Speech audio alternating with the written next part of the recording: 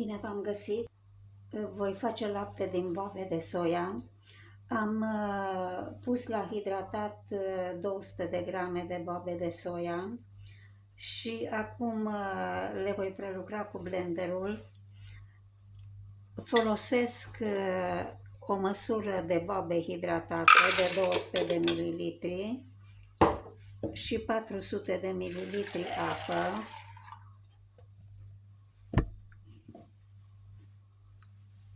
Pun capacul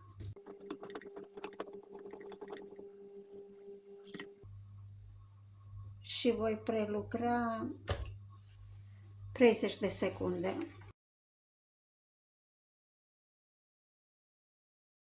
Am făcut prima tură.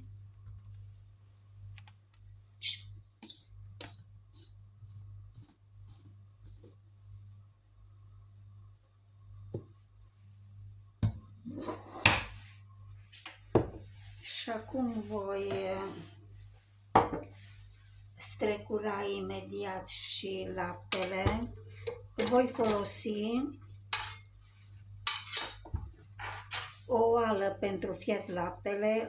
Pun de la început aici, am pus un borcan gol ca să sprijin sita de el. Am o sită cu care fac de obicei brânză. Am pus un săculeț cu ochiuri foarte fine în el și strecor acum laptele, separ laptele de ocara.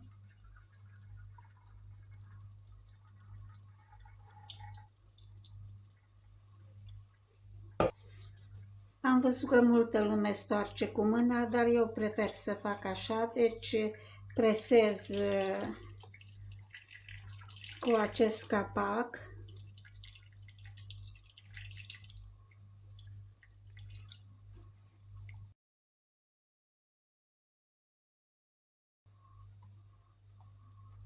Și voi continua așa până când termin toată cantitatea.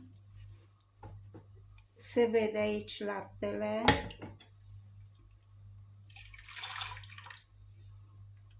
După ce termin toată cantitatea de făcut, voi mai adăuga câte o cană de apă, la câte căni de boabe voi pune. Acum continuu până am terminat de separat laptele de ocara și acum voi pune încă 800 de ml, au fost 4 porții.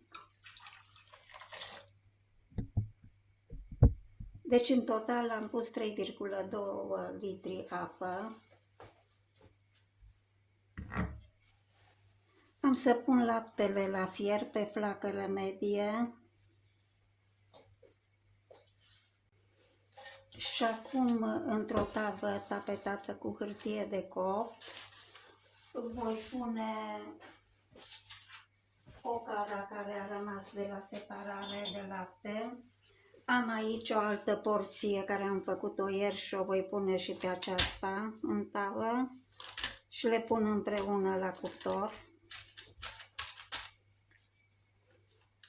Aceasta am făcut-o cu un alt tip de blender, e puțin mai grosieră. Blenderul pe care l-am folosit acum a măcinat foarte fin.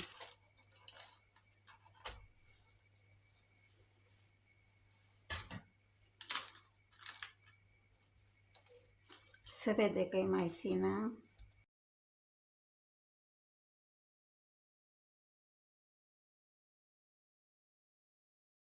Și o voi pune la cuptor la 180 de grade pentru o oră.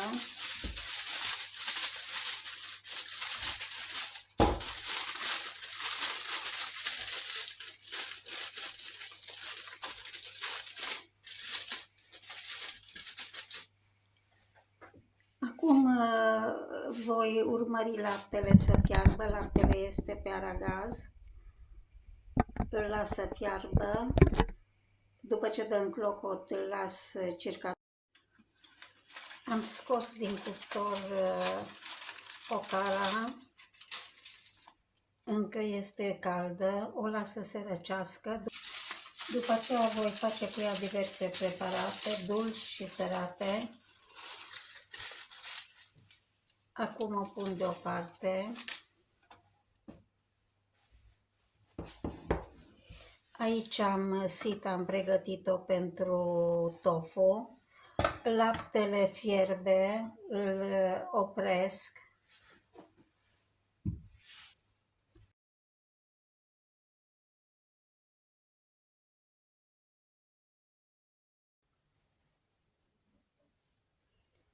Deci se vede s-a coagulat, acum lasă să răcească până pe la 50 de grade. Am turnat aici din oală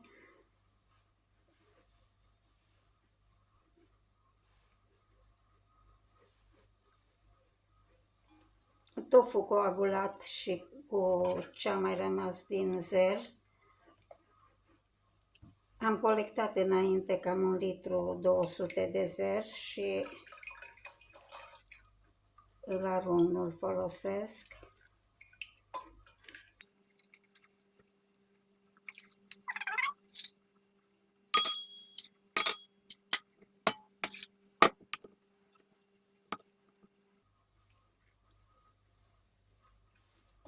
Am să pun o greutate peste capac ca să se preseze și o las așa până când se scurge bine zerul. Acum voi pregăti pentru iaurt, am câte 150 de ml lapte, l-am luat cât era fierbinte, l-am lăsat să se răcească, acum are cam în jur de 40 de grade. Se poate pune să se prindă, dacă țineți post puteți adăuga o linguriță din apa care a fost la înmuiat pe boabele de soia sau o linguriță de chefir.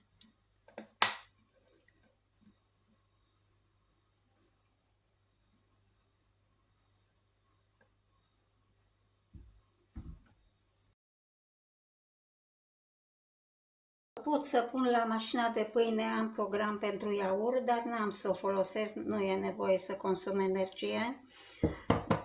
Am încălzit în oala de inox care are pereții groși și păstrează căldura foarte bine.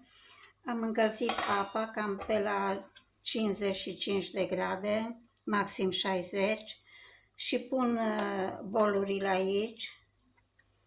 Le voi lăsa până mâine dimineață, când iaurtul ar trebui să fie prins. E foarte simplu și le las să stea așa până mâine. Am scos cele 2 boluri cu iaurt și voi pune fulgi de ovăz.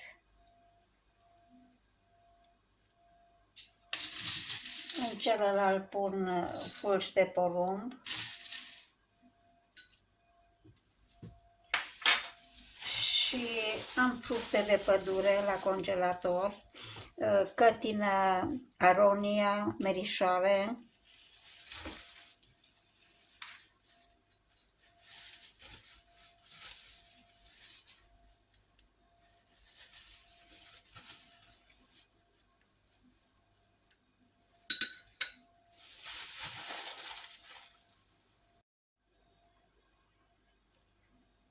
Și voi pune câte o linguriță de miere de albine în fiecare.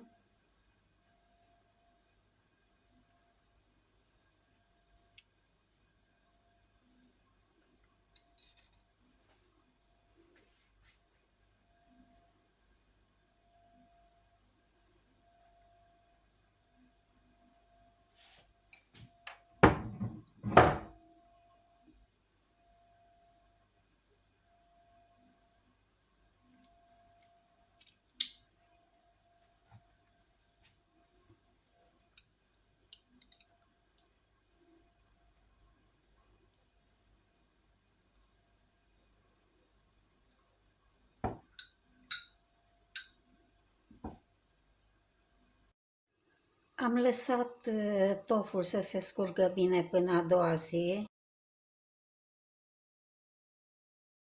tai cu bulețe mici.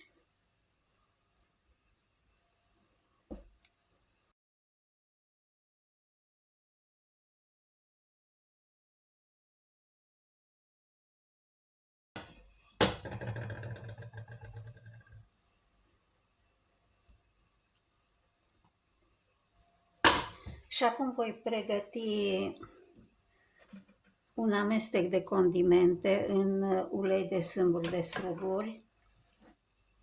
Pun puțină pudră de usturoi obținută din frunze de usturoi.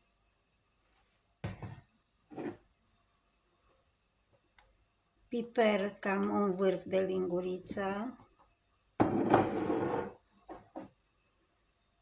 Un vârf de linguriță boia. Vegeta de casă. Un vârf de linguriță sare.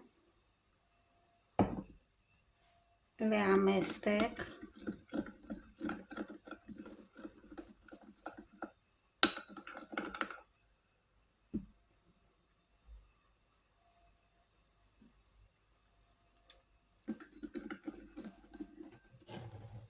Și torn peste bucățile de tofu.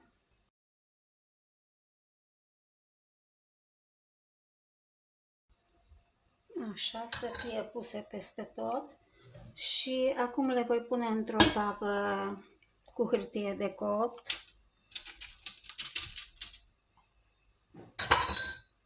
Și le bag la cuptor pentru circa 20 de minute la 160 de grade.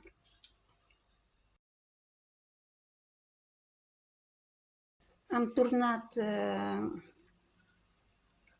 amestecul peste brânza tofu, amestecul de condimente și acum le bag la cuptor circa 20 de minute la gradația 2 a aragazului.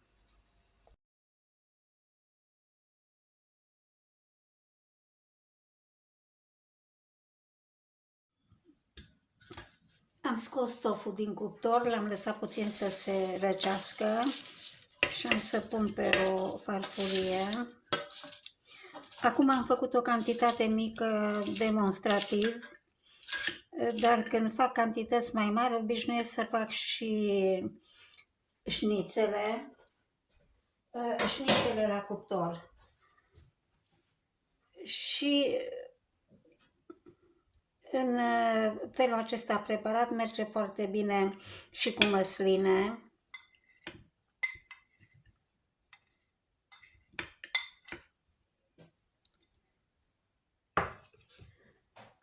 Este foarte gustos așa, este un produs ieftin, se poate folosi în perioada postului sau și în alte perioade ale anului. Vă doresc poftă bună!